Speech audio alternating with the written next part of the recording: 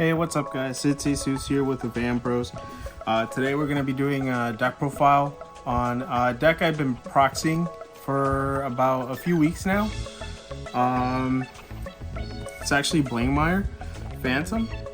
This deck is super duper fun. Probably the most fun Keter deck I've played in all of D. Like, second is like set to Rezael. But yeah, this deck is super duper fun. So we're gonna go ahead and get started with the video. So we have our starter. It's the Fantome baby. He's good. He's not bad. I don't mind him. We run it because it's a Fantome, but honestly, even that doesn't even matter. So we can run something even better. After that, we run the Wings of Judgment Hollow Raptor. What this unit does is that when it's rode upon by the Vacant Fang in the ride line, you get to search for a Crimson Moon card and you put it into your soul. So it's not bad at all. After that, we have Vacant Fang, where if it's ridden by Blangdmire, you can Soul Blast one, look at the top three, add one to hand, which is insane, and then you can discard the rest or shuffle them back into the deck. And then after that, we have Blangdmire Fantome. What Blangdmire Fantome does, he's got three really good skills, and one of those is the Fantome skill. The first skill is act once per turn. You can counterblast and bind 4 cards face up. And the cool part is that it's 4 cards. It doesn't have to be unit cards, which is in major. So you bind 4 cards and he gains a continuous that while he's on Vanguard Circle, depending on the amount of cards you have bound that are face up, he gains, or the front row gains 5k power. So if you have 4 bound, that is 5k to the front row, 10 bound, that is another 5k to the front row, and then if you have 13 bound, that is another 5k to the front row. So the maximum that you can get to the front row on a Persona Ride turn is 25k, which is crazy. He also gains the skill when he swings, you can call a unit from your bind zone to a rearguard circle, so he produces a 4th attack on his own. After that, he has the Fantome skill. It's an act once per turn, energy blast 3, and you bind a total of 2 up to 4 moons from your drop zone, hand, or soul, and gets the following based off of the amount of moons that you have bound. So if you have 2 bound, so when you activate the skill the first time, you get to revive something from your drop zone. The second skill is that he gains a critical if you have 4 bound moons, and then if you Persona Road that turn, you can also heal a damage. So like, this guy is insane. The skills are so good, and the fact that like it's just, even after the Fantome skill, he's nuts. It's really nice. It's funny because unlike the Divine skill users, like, his 4th attack is not like hidden away from like, you know, in what's it called, a once per game skill. So that's actually really nice. I'm glad they didn't do that with him. Onto the main deck, we run 3 copies of our Persona Ride. We run 1 copy of the original Liel Immortal. The reason we run Liel is because since you're binding a lot, you can actually call her to Guardian Circle, discard a card, and you have a lot of discard targets in this deck. And then you can put 2 cards from your bind zone back to the bottom of the deck. So ideally, if you find your Ober Trigger and you guard with it, you can bind it during your Blangdmire turn, and then have Liel tuck it back to the deck. Same thing with heal triggers and critical triggers. So she's really good in that aspect. Also prevents you from decking out, which admittedly will happen depending on the matchup. Marco here loves to play Luard, and we will always deck out against that deck. Then we run 3 copies of Zamug. Zamug is cool because he does 2 good things. The first one is when he's placed onto the rear circle, If you have a Blangdmire Vanguard or your opponent is a grade 2 or greater, you can counterblast one, look at the top 2 cards, put one to hand and put one to soul. And I believe you don't have to put the other one into soul, you could just put it to the bottom of the deck. So he's really good in that aspect. Kind of like a mini Sir Gown with a Casa Counterblast, but is also a body on the field that can stay. Another skill is if he swings and you have a Blangdmire Vanguard, he gains 5k. But if he was called from the bind zone by Blangdmire's skill, then he'll gain 10k instead. And if he gained 10k, you can Energy Blast 3 to give him a critical. So honestly, that alone is really good because it really fucks with your opponent. Especially because you could turn a lethal attack into or a non-lethal attack into a lethal attack at any point. And you could choose, what's it called? You could just choose the opportune time to do it. Sometimes you can choose to pass, other times you could choose to activate it if you see that they have a pretty decent hand. So I really like this skill quite a bit. After that, because this is a Phantom deck, we run the Phantom Cyclers. The Phantom Cyclers are good because they literally gave them the best skills that any cycler has. Their auto skill is Soul Blast to add a Teeth Fault order to hand, and then the second one is, or not even a Teeth Fault, it's just a Fire Regalis to hand.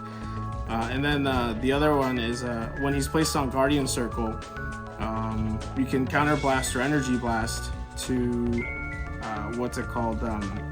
draw a card, just like the Energy Cyclers. The first skill is a Soul Blast or an Energy Blast 3, but you'll just Soul Blast. The energy, honestly, you want to either save for his guarding skill or Zamoog. So I tend to just do that. Then we run, of course, 4 copies of Teeth Fault. I have my real Teeth Fault in an actual playable deck, tournament legal deck. So I proxy the extra cards. I don't want to buy extra copies. That's how we stay budgeting in this channel. This deck was created to house Teeth Fault. This card is extremely good, but it's even better than good. It's great in this deck because your orders are just so plus. I don't think I have to explain what Teeth Fault does, but Soul Blast, if she's called by a unit skill, or not by a non-unit skill, or from hand, if you look at the top 5, and then she gains 10k if you have 4 more units. After that, we run 3 copies of Bad Act. Really good card. 3 skills like Blangdmire, but they're also really good. So the first skill is that while its unit is bound, if it sees a card being called by Blangdmire from the bind zone, you can, if you don't have another copy of this unit in your field, bind a card from your drop zone that doesn't have the same name as him, and call him to back row rear circle. He has another skill that if it's not the battle phase, if he's called during the main phase, you can look at the top 5 to add a Crimson Moon or a Blangdmire from deck to hand. And then he has another skill that if he boosted, at the end of the battle that it boosted, if you did not countercharge that turn, you can retire him to countercharge. So this guy is just too good. All these cards are just really, really good. They all provide different things that the deck just needs.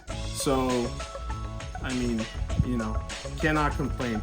Speaking of really good cards, for Sir Gown, it's a Keter deck. We run orders. We run Teeth Fault. You need Sir Gown. It's Keter slop. We have 4 copies of just a Perfect Guard. One can be an Elementaria because, Odium is going to be really good. So, yeah, you can have an Elementario. And also, not just Odium, but Stride decks are starting to become a problem. So, that also helps against that. But yeah, we run 4 Perfect Guards. After that, we run 4 of our Crimson Moonlight. It is treated as a Crimson Moon card. This is a proxy of the double rare version. I'm not even gonna get to this ramp because I fucking hate Bushiroad for what they did, like making a weaker version. Not even weaker by a big margin, but like just like why waste the deck space for, or why waste the set space for 2 versions of a card if you could just make this a rare? Like, come on, it's just plain, it's plain old greed. Anyways, what this card does is you can activate it if you have a Fantome Vanguard, Fantome Race Vanguard. You look at the top 5 cards of the deck. You can call a unit with the same grade as your Vanguard or lower to a rear circle, or add a Crimson Moon card to hand. If you did not get anything, you can draw a card after shuffling the deck. He's got another skill, or this thing has another skill, where if it's in your damage zone, you can put it in the drop zone and put the top card of your deck to the damage zone. Then he has a bind zone limitation where like you cannot move this card unless it's by the effect of a Fantome unit. So like this card cannot be bound by a Fantome unit from the drop zone, and then in the bind zone it cannot be moved. So you cannot be reusing these cards until they decide to make another one that you can run alongside it. We run 3 Nebula Knight orders. We finally have it in English. I'm not buying it at that price. That's ridiculous, and it's a good card. Let's not get it twisted. Like, this isn't, you don't need to have this card. It's not that good. Don't let people online tell you that this card is not good. It is a great card. This card lets you look at the top 7 and call something. Whoever's telling you this is not a good card, they're just straight up lying or coping.